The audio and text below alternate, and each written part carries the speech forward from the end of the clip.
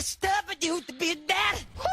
Some stuff out here does not need to be open right now. Right now.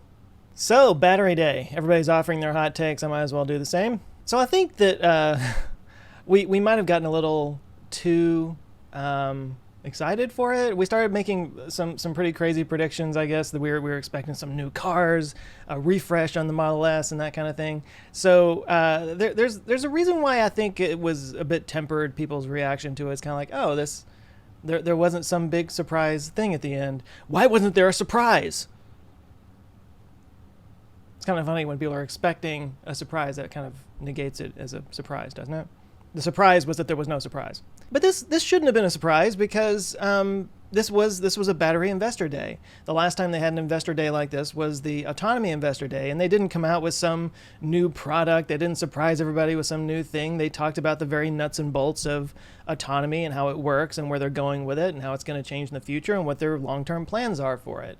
And that's kind of exactly what they did at Battery Day. So all of these predictions that I am guilty as guilty as everybody else of making about what, kind of big surprises we're going to see on Battery Day, in hindsight, that's on us. Now, that doesn't mean that what they had to say wasn't awesome. It absolutely was awesome, and I'll go through it in just a second. But talking about autonomy, they kind of started with a little bit of news about autonomy, which I'm sure will be mostly overlooked because that wasn't really the core of what people were there to talk about that day. But they said that they were going to basically redo the autonomy in the cars at like the neural net level. They're like rewriting the neural net from scratch, basically, which is kind of shocking. He says they now can do like 3D mapping. He actually calls it 4D mapping because of the time component. But there's like a whole new way that they're doing it, and he promises that it's going to be even more amazing, which is cool. One little thing that they pulled out on the screen that I've always kind of taken issue with, just a little bit, is he put out the numbers that there's 0.3 collisions per million miles on Autopilot, and the normal average is 2.1. So he's making the argument that there's far less accidents on Autopilot than when there's normal human drivers. And while I do think that the safety component of Autopilot is good and should be talked about, I take issue with that a little bit because, and maybe they factor this in, but they don't talk about factoring this in. Most accidents don't occur on the highway. Most accidents occur on side streets, just going down the street to the store. They say that most car accidents happen within a few miles of your home. And most people are not using, or at least I hope they're not using Autopilot on the surface streets. They're not using it to go to the store. They're using it for long drives. And in general, there's far fewer accidents on highways than there are on side streets. So I don't know if they're factoring that in. All I can say is they don't announce or acknowledge that in their number. So I've always been a little skeptical about that. I just feel like it's playing with numbers a little bit. Again, that's not meant to take away from Autopilot. Autopilot's awesome. And I do think that especially when the majority of cars on the road have some kind of autonomous function to it, absolutely it will be way safer than with human drivers. But yeah, so I guess the takeaway statement from the evening was Terra is the new Giga. They claim they would need 100 times growth in battery production to transition the global fleet to electric.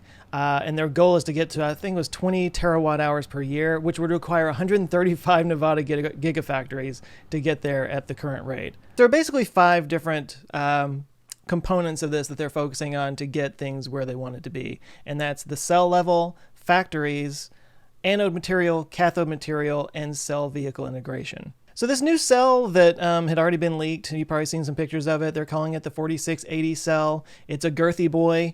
And they said that the 46 millimeters was basically the sweet spot in terms of performance versus heat issues. And they had a little graph that showed that. Just going down the numbers, it's got 5 times more energy, 16% range increase, and 6 times the power, and a 14% reduction in cost per kilowatt hour. But the big thing on this was tabless.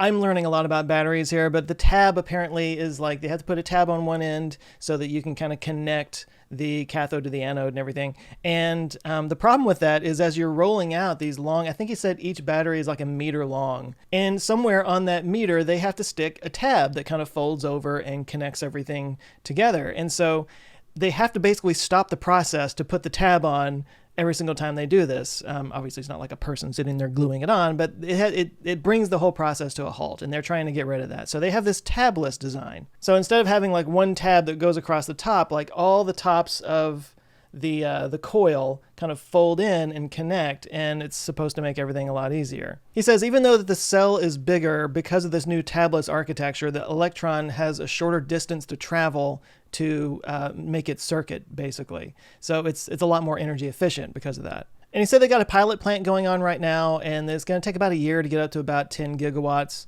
of production out of that. And speaking of production, they talked about the factories and how they simplify the process to make these things. And this is where they talked about the dry electrode technology that we've been talking about with Maxwell all this time. And it's basically what they talked about was normally with a wet electrode process, they have to like put it on wet and then send it to this drying room. So again, it's sort of stopping the process. They're trying to find any way possible to prevent having to stop the process and just keep it going. He actually used some footage of like a soda factory that was like bottling Coke or whatever, you know, and it was just like showing that like nothing ever stops. It's just constantly going, and then it's out the door. That's what they're trying to do with batteries. And right now there's all these different places where they have to kind of stop to put a tab on there or stop to let the electrode dry in a big oven, which also takes up a lot of floor space, a lot of factory space, and a lot of energy to do that. So this dry electrode tech, it's literally the way they showed it anyway. They literally take dry powder of this electrode and they kind of crank it through this rolling pin thing and just flatten it out into a dry electrode component. So they can just lay it on again with no stops. He pointed out that this was still a work in progress, that they've been through 4 different iterations and that it's getting better each time, but there's still a lot of kinks in the chain that they got to figure out, but they're working on it. Their goal is to get up to 100 gigawatt hours by 2022 and up to 3 terawatt hours by 2030. So yeah, this process means a 75% reduction in the footprint required to make these batteries, meaning they can do a lot more batteries in a lot less space. And I believe, what is it, a 18% reduction in cost per kilowatt hour. Yeah, he says that they can get a terawatt hour of production out of what they now can get 150 gigawatt hours out of. So that's a pretty huge difference. So then he talked about how they're shaking things up on the anode and the cathode material. So for the anode material, they're looking at silicon. Silicon is one of the most abundant elements on the planet. He said it's basically sand. So they're looking at ways to take silicon and add sort of a layer of conductivity around it. I'm messing this up a little bit, but by doing this, you can get, you can increase range by 20% just with that, using silicon as an anode material. And it gets a 5% reduction in kilowatt hour cost. Cathode, he described the cathodes as basically like bookshelves that the ions sit on. The ions are the books and the cathode is the bookshelf. And you have to find a cathode that can like hold the books and not expand and contract too much and cause too much of a problem. And the cathode is where the cobalt goes. I've done videos about cobalt and all the issues around it. And not only is it expensive, there's human rights issues. It's a whole wormhole there. But they're trying to get rid of cobalt as much as possible, which means increasing nickel. And the biggest takeaway I had from the cobalt part of this was that they're actually going to be producing 3 different types of batteries. This kind of surprised me. So I had talked in my video about the cobalt thing that there's the nickel iron phosphate battery, and this is something that they're actually using in their China plant. That's what they're putting in their China Teslas.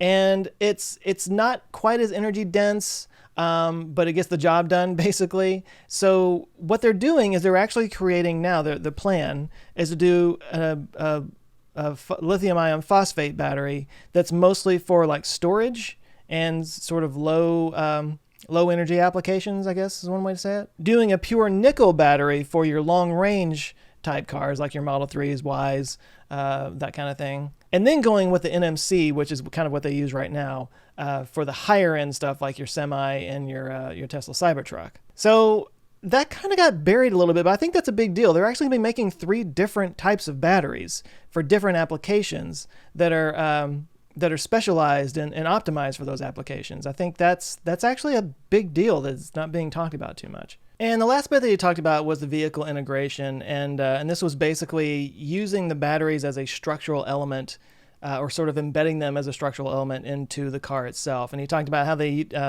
reduced, I think it was like 75 different parts in the Model Y by doing a single cast of, I think, the back wheel area. I use technical words. But they want to take that same kind of approach to the battery pack. And he talked about how it not only provides more safety because you can move the batteries more toward the middle of the car. So if somebody hits the car, it doesn't, the batteries aren't so close to the area of collision. But also it's supposed to give you better handling because it's more centered. It's not quite as wide. But the big point there is the, again, reduction in cost. They have a 7% reduction in cost from that. So all in all, they have gotten with this plan, which is not quite in effect yet, but once they get there, it's going to be a 56% reduction in cost per kilowatt hour. I mean, it's literally going to cut the cost of lithium-ion batteries by half.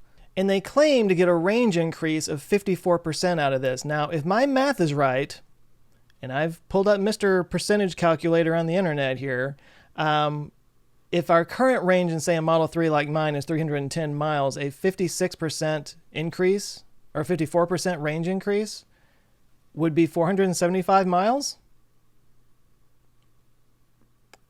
Somebody correct me if I'm wrong there. I very well could be wrong because that sounds crazy. But we're looking, if that's right, we're looking at a 475 mile Model 3. Of course, they also have the option to keep it at around 300 miles by just having smaller battery packs in there and just, lowering the cost of the car. And speaking of cost reduction, I think the biggest thing that was announced, the thing that's got everybody the most excited, was that they talked about a $25,000 car by 2023 with this whole battery scenario. Now, they've talked about this before. This isn't anything new. There's actually even some designs out there that people think might, kind of be a hint as to what it might look like. But this seems a lot more solid just because they have this actual plan and they show how the batteries would get reduced to the point that makes it possible. And, I think that's a big deal because, Ben Sullins, of course, he just did this video that was breaking down the full cost of ownership of his Model 3 over 3 years. And it came out to literally like $2,000 more than a Honda Accord, And that was already like, what, a $50,000 car, $40,000 car. To have a $25,000 electric car with the cost of ownership being so much lower than a normal car, like it would just blow. It would blow any other car out the window. It would be far cheaper than owning a Honda Accord or a brand new Honda Accord. It would be almost like buying a used car. But then they talked about the Model S Plaid. Again, none of these were surprises. These are things we've been talking about for a long time. It was just sort of like solidified, I suppose. But the Model S Plaid did officially go on pre-order. You could go order one right now if you want. Be prepared to spend a lot of money. But nothing about this was said. But this really does feel like a little bit of a reaction to, maybe not a reaction because this was something that was in the works for a while now, but I think with what happened with Lucid kind of breaking the range record, I think they clearly were like, okay, we got to take that crown back. So this new Model S Plaid is going to get over 500 miles of range. It was like less than 2 seconds, 0 to 60, just insane specs. Insane specs. So if you want the top thing, you can pre-order that. They're going to be available next year. But yeah, if you want my own hot take, of course, like everybody else, I really wanted to see some kind of amazing new thing that was going to be available right now. But they were talking about things being at least 3 years out before all this really hits. So there's a little bit of time there. And that's great. And he did, again, he was very specific about this is still a work in progress. There's still some major hurdles we got to overcome to make this happen. But nobody else is even trying to go back to the chalkboard and whiteboard, blackboard, whatever. If they're able to pull this off, which I have every reason to believe that they will, it's good news. Maybe I'm impatient. I would love to see it happen sooner. I kind of feel like this should have all happened before now, but when we talk about electrifying our fleet and reducing fossil fuel usage and the whole climate change issue and all that, it can't happen fast enough. It can't happen fast enough. But if they're talking about getting up to 3 terawatt hours of battery production by 2030, I don't know how that fits into the whole time scale that we're all talking about, 12 years before things become irreversible. I still feel like it's just one thing that needs to happen. There's still a lot of other things that need to happen, and not all of that is on Tesla's plate. So I'm not trying to make it out like it's not enough or anything, but it's a good thing. It's a good thing, and I look forward to seeing it come to fruition. I look forward to seeing a $25,000 Tesla out there. And I mean, I hope that other car companies, stop trying to do it all themselves and just get on board with this and, license out the technology and implement it themselves. I mean, why don't try to beat them, join them, that kind of thing, because they're not going to beat them at this point. I mean, Tesla was already ahead of everybody else when it came to battery tech, and now they're just battery and powertrain tech. And this is going to put them like a step change above it. Like, it's just, yeah. So, it's boring, exciting stuff. Let's put it that way. But we'll see where it goes. And that's what it was. And, yeah, I'm sure there's a lot of other people have already talked about this and probably use a lot more fancy graphics and stuff. But it kind of felt like, how do I not talk about this? I've been looking forward to it all year. So there you go. Hope you guys enjoyed it. If there's anything that stood out to you in the presentation that I'm not talking about here or whatever, I mean, anything you're excited about, talk it up in the comments. I want to hear about it because there's a lot of cool stuff around it. So we all have opinions, don't we? All right, I have a video to shoot for Monday, so I'm going to get on that right now. You guys take care of yourselves. I'll catch you later. Love you guys. Peace.